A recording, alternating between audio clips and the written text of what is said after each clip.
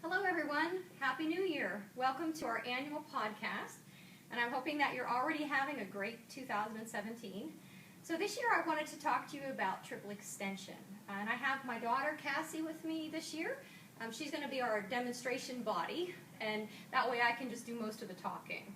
So as you know, I work with many athletes, and one of the goals with an athlete is to give them more power and more speed. And as you know, that the technique of triple extension is one of the ways to give an athlete power. If you don't know what triple extension is, it's really just the idea of how the leg works to explode when you jump or you run. And you want to think of the three joints, the ankle, the knee, and the hip. And in order for power to happen, all of those joints need to extend in unison. And that's what's going to create that powerful explosion that will help the athlete succeed. So if we want to use that triple extension effectively, we need stability at some of those joints at some times, mobility at some of those joints at times, and then we need the ability for them to function in unison. And that is sometimes where many athletes are held up, is that they just can't get that rhythm where the three things happen together and then that explosive power can't happen. So we talk a lot about this in sports and how it's important for athletes. But you know, as well as working with athletes, I spend most of my time with the general population. And one of the muscles that I feel is extremely important to us is the gluteals. And its function to flex and extend the hip, or to be flexible enough to allow you to flex your hip and to have the power to extend your hip. We have a lot of problems with this area because we do so much sitting. So I have a couple exercises that I use, not only with my athletes, but also with the general population. With the athletes, of course, I'm looking for increasing their speed, their power, their jump. And with the general population, I'm looking at giving them the ability to flex and extend their hip, giving them flexibility of the gluteals and the tensor fasciae lata and all of the muscles around the hip, as well as the strength to perform the movement properly. So we're going to look at two exercises. One of them you know as Eve's lunge. So one of the most important things, Cass, if you go ahead and lay back on the reformer, is that your machine must fit the person in order for our guidelines for this exercise to work. So for Cassie, I have fit the reformer to her, and this is my general way of fitting the reformer. I look for the femur bone to be directly straight up and down, that when the pelvis is in neutral, the feet are on the foot bar, and the ankles are plantar flexed. So if she flexed her ankles, this wouldn't be the right measurement, right? So make sure that the carriage is closed, the heels are lifted, and then the thigh is straight up and down. That's what we're looking for, okay? So we'll set the machine with the client, and then Cassie can go ahead and come up.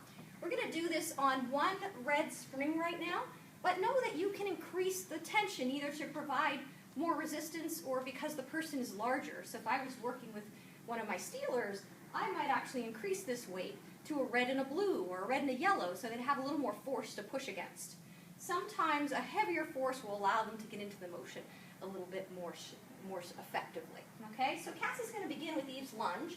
I want her to bring her ankle bone, or her medial malleolus of her ankle, right in line with that black ball that you adjust that reformer bar with. And then one of our most important things is keeping this shin bone straight up and down. So we want that shin bone straight up and down. We want her to back her foot up all the way to the shoulder rest. So she's in a pretty good stride. Okay, and it's important that I tell her, do not kneel on this knee. Because if she dumps her weight over that knee, she'll probably say, oh, my knee hurts, I need some padding. By all means, don't give them any padding. You want them to stay over and use this leg, okay? So Cassie's going to begin just focusing on keeping this shin straight up and down, pushing the floor to push the carriage back. So she'll push the floor, and then she'll pull the floor with that front leg. And you'll notice as she's going, her arms are straight, her triceps are on, her spine is elongated. She's actually sending her sitting bones back so she can use her gluteals. She's got a little bit of a lordosis going on. I don't do too much with them in the frontal plane until they've got the motion. All right, so Cassie has the motion pretty well right now, so I'm going to try to get her just a little more aligned with that wall in front of her. I want to encourage her to bend here at this hip to lengthen this gluteal. That's where we get tight in sitting, and it hinders our ability to flex there. Okay, so real important, this shin straight up and down, that protects the knees, so even people with some knee problems are going to be able to do this exercise just fine. So Cassie will do about 8 to 10 of those, and then I'm going to ask her to go out about halfway. Now notice in her motion how as when she goes back, we have a nice straight line from that knee to the top of her head, and there's a little bit of a crease in the front of that left hip. So you're always looking for that in Eve's lunge, just like they're taking off in a run. Now I want her to hold this position so the carriage is open slightly, and she's going to try to lift her front heel. So in her right foot, you can see the heel going up and down. She's going to try to hold the carriage still while she lifts that heel up and down. Now we're asking for stability in both hips. This one flexed, this one extended, while we move the ankle. So we have mobility in the ankle. Look at the foot. Make sure they're going into the ball of the foot equally on the little toe side and the big toe side, and that they're not gripping with their toes. We don't want them to pull with the foot, we want them to push with the foot.